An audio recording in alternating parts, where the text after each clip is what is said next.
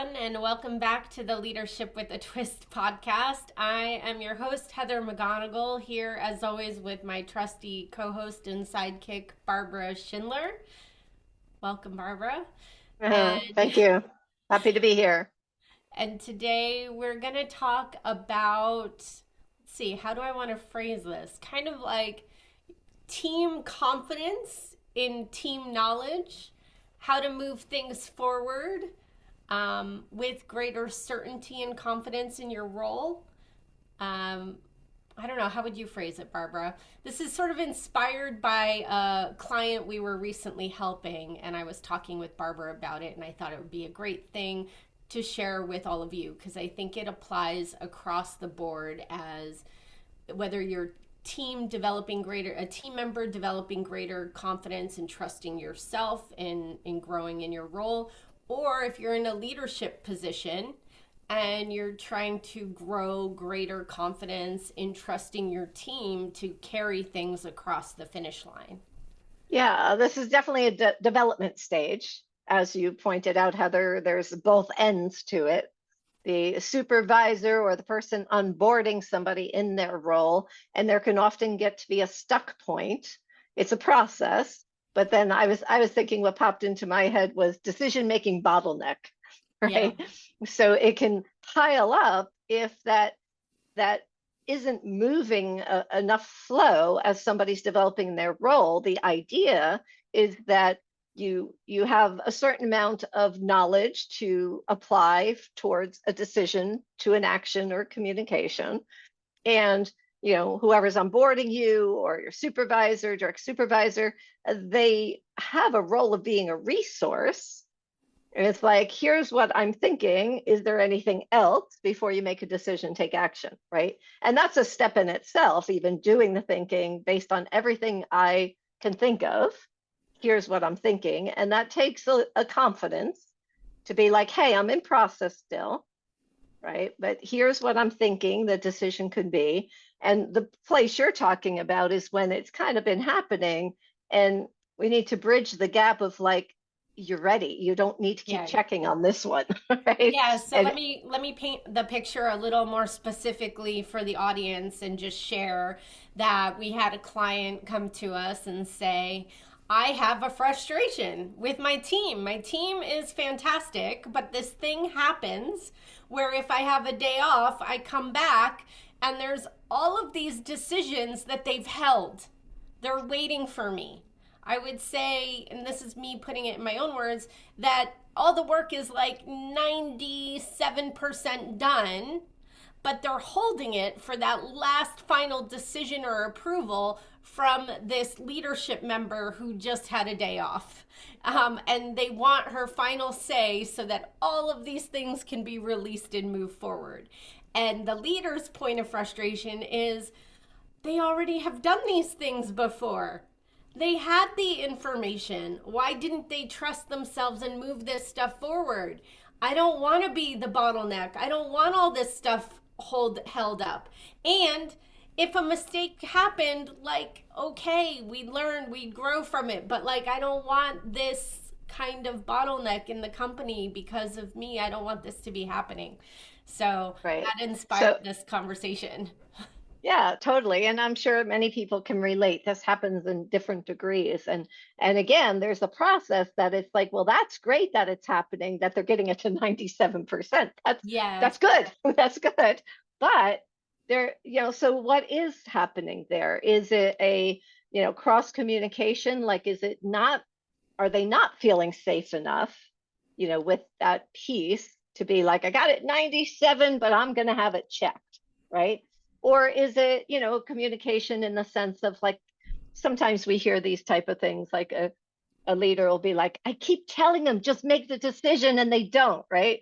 And it's one of those things that's like, well, maybe we need to see how you're approaching telling them that because they're obviously not engaging and hearing it enough to make those decisions. And I think one other piece is when people are developing in their roles and they're getting things to 97%, there's a little piece of growth of business maturity is how I think of it. I don't know if that's Mm-hmm. Mm-hmm. totally matches. but like the business maturity to take ownership. That's what you're taking. It Yeah. feels like a risk, but it's like, oh, I am actually the resource to use for this decision now. Like it's a handoff, but it's almost like a new identity. It's like, oh, for these, because that's what's happening in this case. It's like, Yeah. we've been through this, they can take it now, and they're not yet. Well, And what's happening in that dynamic, right? It's like, and I I think can make this decision. I think I'm the the thing resource. I think the thing that you're bringing forward too, Barbara, when you say the word risk and responsibility, stepping up and taking that responsibility, it may or may not be the case in this particular example that I raised that we're inspired by. But one of the things I get immediately curious about is the work environment psychologically safe? Is it the type of environment where we say we're okay with mistakes and we actually mean it, or we're okay with mistakes but when mistakes happen what the team sees is we're not actually okay with mistakes? So first of all, And what is the safety level the team has? right. So sometimes that comes in because your supervisor, a leader, is excellent at their role. Yeah. And unbeknownst to that leader, she's setting a standard, or he's setting a Right, standard that makes that everyone people else are feel they have to be perfect. like, I can't do it to Yeah. the Heather level, right? And so Yeah. that, right? And that is like an unconscious thing, because the And leader they're would be like, like, no, no, oh no, no, you no, don't have to do it to this level. And I I've imagine been doing this for along, 10 years. yes, Yeah, yes. And so right. then the leader, though, would we would still have to think about this safety question Hmm. because that Yeah, makes you realize, sorry for my computer noise, that makes you realize as a leader, you have to add a lot more safety in because you may accidentally be making the environment unsafe just because at the level you perform in your role, it makes right. it seem like it has to be perfect all the time, even though what your team didn't see was your journey to getting to where you are today and that you made a bunch of mistakes that they don't see. Maybe you Right. still make mistakes today that they don't see Right. and it's actually okay. So this safety is a thing. And then also, I think really talking about and demonstrating like what are the kinds of decisions now as a team you're all developed enough to know how to answer, and you Right. have resources around you that show you this is how you answer them, this is how we've handled it in the past. You can be confident in moving these things forward. And on the off chance that something comes back or goes differently than expected, do not your job is not going to be at stake. This is not the kind of thing that if it goes wrong, like, oh my gosh, your job is on the line. It'll just be a learning and development opportunity. And I think we have to talk about that so we can We create do the have to safety. talk about that, Heather, because what I'm jumping in with is, in our experience, I know you've had Yeah, these experiences too, high achievers, people who really care about the results they achieve for them, their role in the company, don't like making mistakes. of course It's not. not even like I'm going to get fired, though that could Right. be some people's It's issues. just It's like, not. that's really uncomfortable, right? And Yeah. so it comes to mind in that, because that's very true. And I hear what you're saying, but I also know we've experienced so many times, but I don't want to make mistakes, Yeah. right? I And don't want even to if make someone else, mistakes. Yeah, I get I it. have this standard, right? So the other part of that is really helping people understand that we make decisions based on what we know now to the best of our ability and the resources we've used and so forth. As soon as we make a decision, I guarantee you get more information. Yes, and the external environment can change and things happen. It's why we have to have a lot of compassion for ourselves and others as we're in business. Right. So there's always a little bit of a risk. There's no perfect decision. There's always positives and negatives, and we mitigate looking at, well, this is, I think this is the answer because I need to reach the deadline. This is the information I have now. I know once we make this decision and that email goes out or whatever, we're going to learn something. We're going to get some more information, but you can't hold a decision or think somebody else is going to make a better decision at that point than you are. And I think that might be a holdup for some people who are well developed in their role. Yeah. They've created this, they've crossed this bridge on other decisions, yet they're holding out. And it's like there is that place where it's like, so I don't know if it's like building the culture that we can say, based on everything I know at this point, everything I've considered, this is the decision and we'll act on it. Now you're building a culture that knows, based on everything, we do have to act on decisions. We do have to move things forward. As you were saying, things can be corrected, but moving away from like it's okay to make mistakes, being like, we know there'll be some information we don't have, or something we didn't consider, or new information comes forward because the email did go out and it said something and we get feedback. Yeah. Right? Like that's what's happening here. It's like, right? So maybe creating more dialogue around that. I want to add two things. For maybe recognizing and pausing at a certain moment in time in your company's development when if this resonates with you and you're thinking, if you're experiencing maybe some of this bottleneck experience in your organization, it may be a moment in time to realize, pause, hey, we're at this moment, this stage of development where maybe everybody is like over checking their homework with the leader, and we need to recognize you're all actually developed enough to make these decisions without me, and you're now released and free to do so. And maybe to give you greater certainty and confidence, I was thinking there should be kind of a decision meter. Looks sort of like one of those gauges for a gas tank. Oh, I like that visual. Where it's like 0 to 100. And in business, we know it's very rare that there's like 100% all the way decision yes.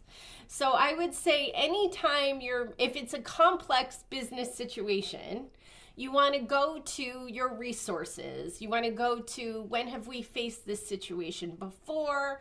I might have asked my leader about this exact situation before. Let me go to that. How did we solve that? Take the time to pause and allow yourself to think about it. Then after you've wrapped your brain around it, go to this decision meter and being like, given everything I know, how certain am I around the course of action I'm going to recommend around this? And I would say if you're at 75% or above, you're probably in most cases good to go. Because in business, we very rarely have 100% certainty. It's just Rarely. not available to us. It's not available. That's the point, It's Heather. very rare that there is a lot of other mitigating factors outside of our control and the external environment that we couldn't predict.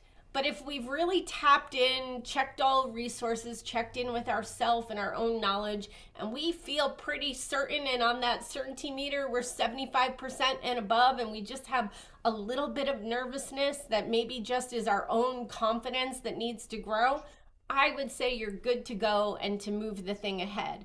And I would add to that, at this moment in time in an organization, when we're looking and we're going, the team knows what to do, but for some reason they're still pausing to check in with the leader, and we got to move past this point.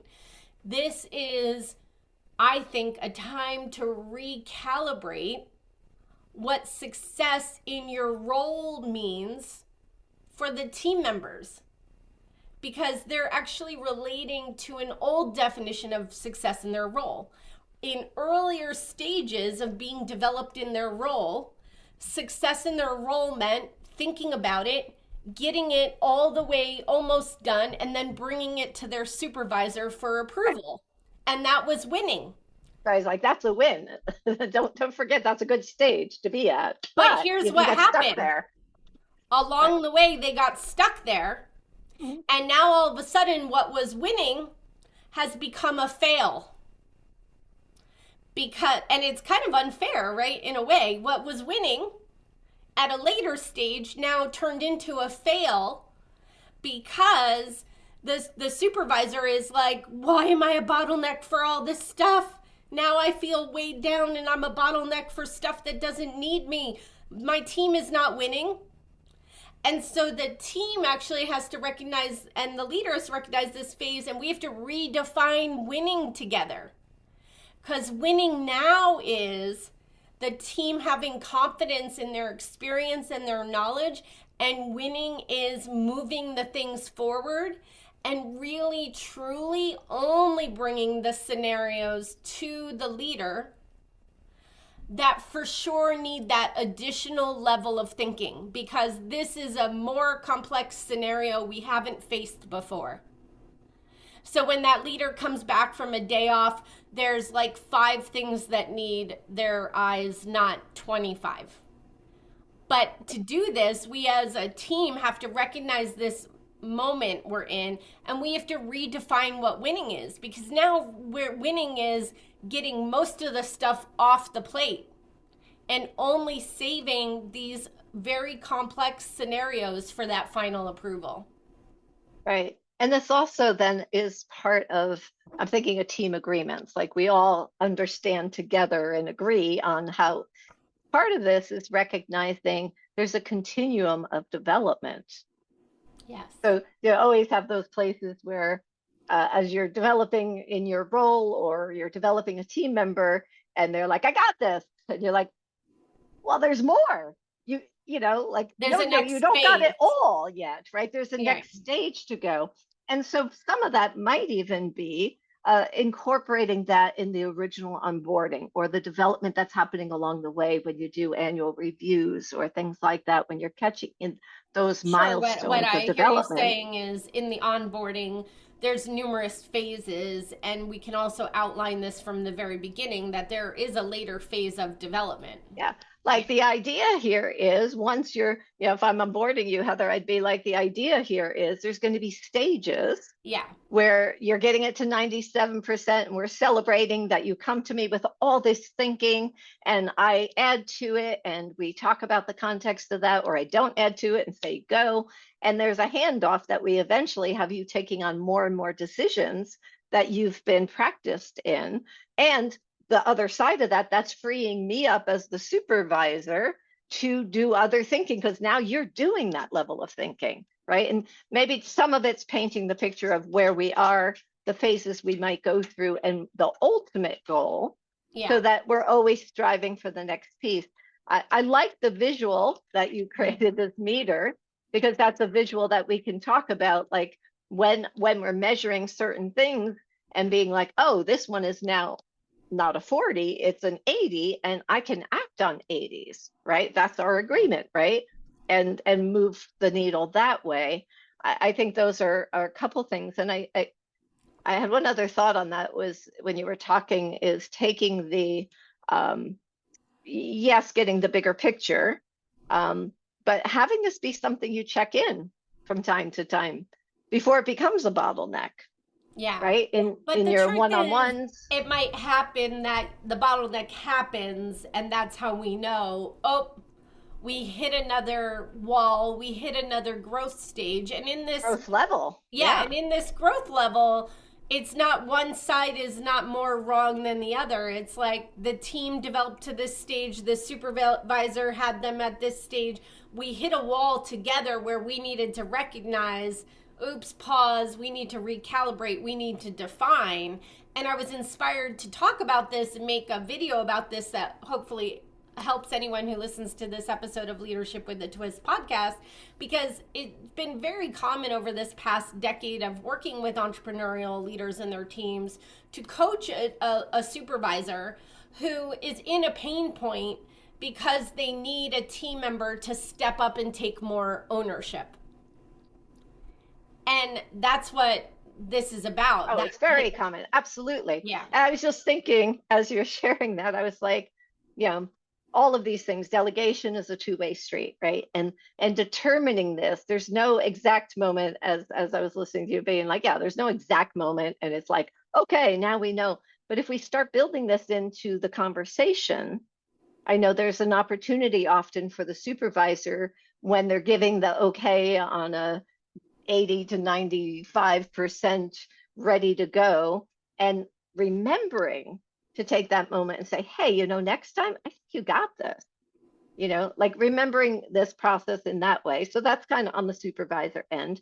On the team leader, the team person end, you can also say, hey, I I think I've got this now. Do you think, maybe next time I could just move on something that is that, like, you can work this in the process, on both sides, being like, I think I'm ready on this. I think next time, what do you think? Like, actually keep this conversation going in the decision process. So as we said, that first big win is bringing things. Here's all the thinking. Here's what I'm recommending happen. Is there anything else?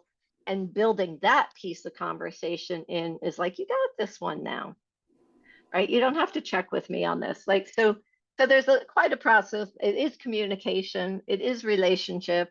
There is a risk in decision making, and there is great opportunity to move your own performance from, you know, do I got this, to taking the lead. You don't have to move too fast, Right. but we want to have that conversation moving.